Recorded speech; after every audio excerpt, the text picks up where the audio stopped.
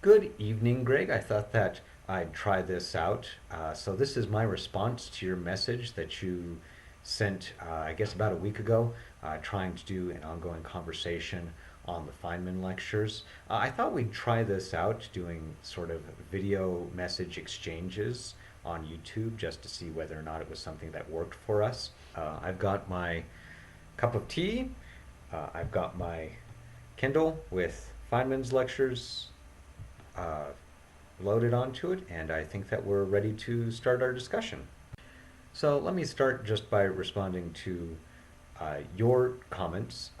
The first thing I think that we want to keep in mind when we're going through Feynman's lectures, you mentioned maybe metaphorically Feynman taking pen to paper. Feynman didn't actually write any of these lectures. If you look at the preface to these lectures, you'll find that in the preface they described that this course was given as, I think, a three-term course.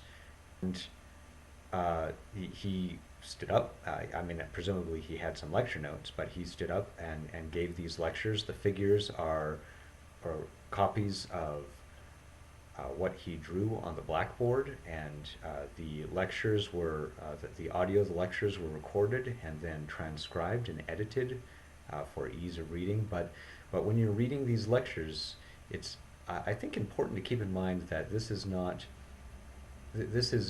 as refined as writing a textbook. This is in a somewhat more spontaneous uh, form of a professor standing in front of a classroom and giving a lecture to his students. So I think it's important to keep that in mind.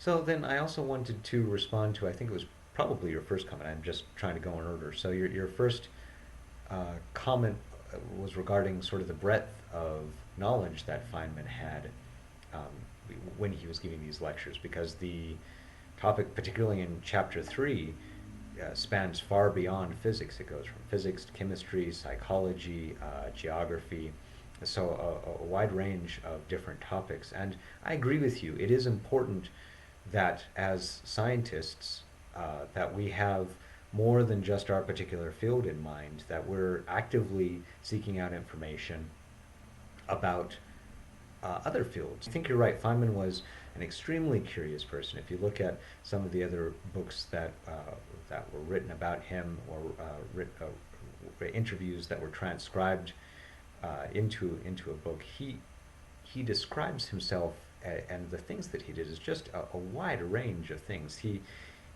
learned Spanish. He started learning Japanese. He learned how to do drawings and sketches and paintings.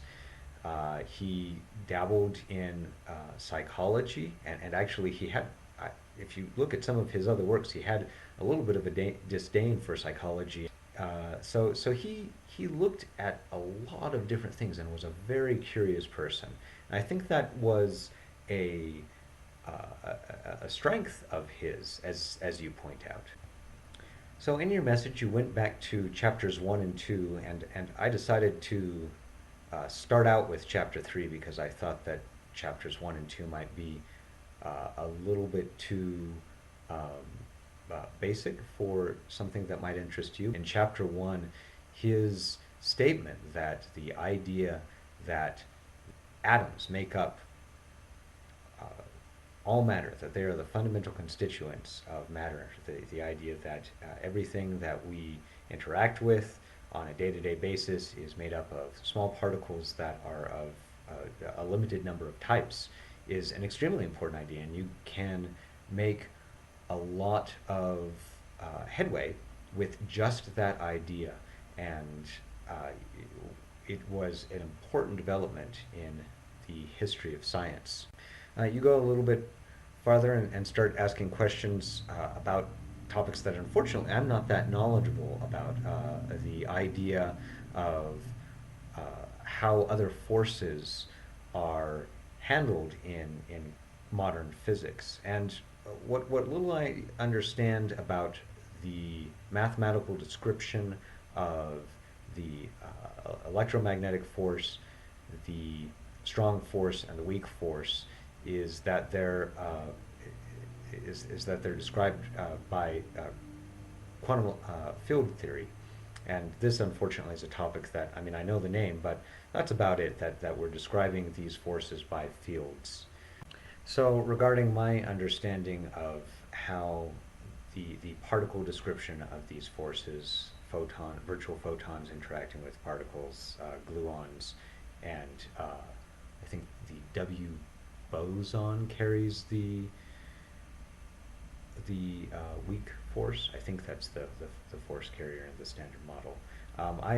My knowledge regarding that is unfortunately very limited. Regarding your question about what happens when a photon, enters an electron or a proton, or is emitted by these things, or the same with gluons, I suspect that, like with a great deal of quantum mechanics, that particular interaction, that process is not particularly well described by the mathematical theory. I mean, if you think just to sort of our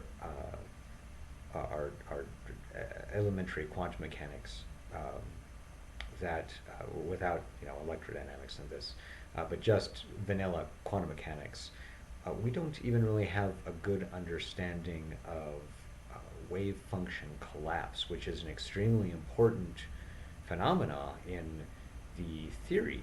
I mean, we do these calculations where we are able to get expectation values for various quantum states, but at the end of the day, you do an observation, and the quantum state has a particular observable. It has a particular value, and the common understanding is that somehow the waveform goes from an extended state and it collapses to whatever it is that you observed, and it's really uncertain what that actually means. So I think that's really open. It's still an open question, something that physicists are still trying to tackle. I know that there are some different ideas, at least in terms of wave function collapse, about how that happens, but I don't think that there are any testable mathematical models. So the last thing I want to address from your initial message on the topic was your question about consciousness and sort of neuropsychology, being able to understand that from the point of view of it just being an emergent phenomena from the the network of our brains. So, I mean, if you think about it, there are more than a handful of examples of things like personality and memory changing because of traumatic brain injury. And it's really hard to understand that in terms of anything other than a physical mechanism. So if consciousness is something that is outside the reach of our physical understanding, then it becomes extremely challenging to understand why a traumatic brain injury should change something like someone's personality.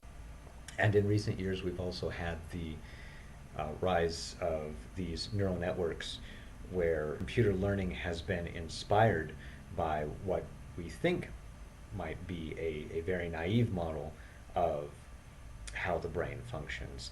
In fact, I do have a note in chapter 3 that I highlighted. So at the end of section 3.6, Feynman said, if we could even figure out how a dog works, we would have gone pretty far. Dogs are easier to understand, but nobody yet knows how a dog works. And then I have a little note. We currently know how flatworms work, almost, and I cite the website openworm.org. And this was something I found really interesting a few years ago, that some computer scientists had rigged together a network that simulated the brain of a flatworm. They just hooked the neurons together in the configuration of a flatworm, and I think there are only like 1 or 200 neural connections in a flatworm. And they hooked it up, and it acted like a virtual flatworm. And they didn't have any more programming other than there is this connection here, there's this connection here. And so I think that that's pretty pretty good evidence that behavior of animals, including human beings, are on some level just a phenomena that emerges because of the way that our brains, that our software is wired. So there's a lot in chapter three, and I'll probably wait for your response before we get too much more into it. But one thing I do want to sort of put into your mind is section 3.7, which is entitled, at least in my copy, "How Did It Get That Way?" And in that section, Feynman brings up this idea that other sciences have ask a few different kinds of questions. They ask, how is it now? Well, how does it work right now? And they use this sort of also to make predictions about how things will work in the future.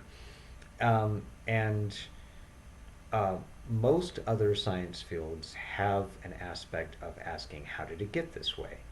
That he brings up. In particular, you can think about biology asks, how did life get to be the way it is, and has spawned the theory of evolution.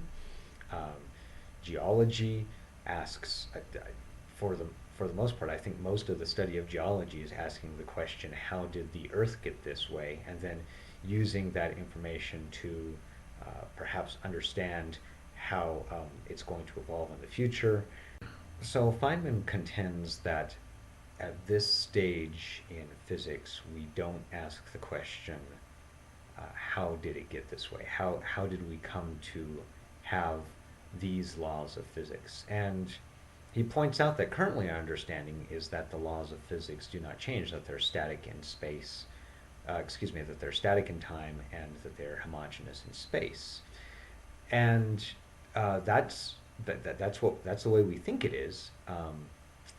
But there are, maybe you would say, uh, un, untested hypotheses that the way physical laws are is in fact not static with space and time, and that they we we may undergo a change in the laws of physics if we were to travel very far in space or at some point in time in the future, and that if the laws of physics change in the future, that would have catastrophic results on the universe. And so I think that's something that actually has changed since Feynman's time, that we are now asking the question, how did the laws of physics that we have right now come into existence? I mean, just this last week, I listened to a podcast where two physicists were discussing a paper that uh, that attempted to come up with theoretical arguments for why we have three spatial dimensions and one time dimension, and it was an anthropic argument in the paper that essentially the forces that we have and the necessary behavior of the laws of physics in higher or lower dimensional spaces would not support organisms that could make observations about a universe if we had something other than three spatial dimensions and one time dimension. Now, that's not a particularly satisfying argument, but it does kind of give you a sense that people are thinking about these things, that people are trying to understand not only what are the laws of physics, and we're now asking the question about how that came into being, why the physical laws are what they are. If this is not a forum that you like and you don't think you want to do it, then we can certainly go back to just using sending messages back and forth between each other. I thought this was kind of fun. It was interesting to hear myself talk for probably about half an hour putting this together. I'm looking forward to your response, and why don't we spend another week talking about chapter 3? I don't think that we really got all the way through maybe some of the finer details of it. And yeah, let's discuss it a little bit more. And I will talk with you later.